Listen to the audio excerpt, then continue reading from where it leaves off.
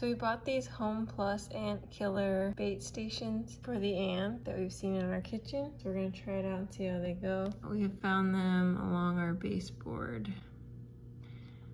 So we're gonna set up a couple of the stations and hopefully that will help. So the first thing you need to do is remove the bait from the package and then punch semi-perforated holes. You can see on here they have little spots for you to perforate them, and then you put this edge down and the ant should be able to crawl in. We will see how it goes. I'm going to take a screwdriver and try to semi-perforate these holes. You will also just do that with all of them.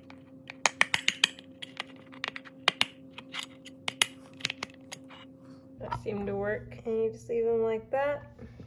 So after you punch out the holes, you'll place the station where the ants are and where you think they are, and hopefully it will help your problem. You're supposed to put the stations 10 to 20 feet apart, and then make sure you don't put it anywhere where, you know, kids will play with it or pets. Make sure you don't put them anywhere where you'll be preparing food or anything near your food handling areas. I don't know if you can see it, but all the little ants are starting to come out. Hopefully they'll start going to the bait.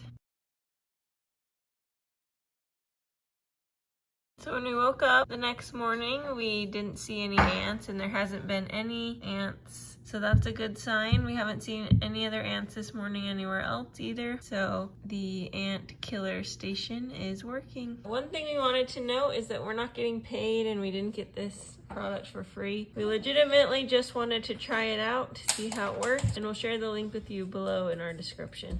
Thanks for watching, and please subscribe to Big Al Repairs.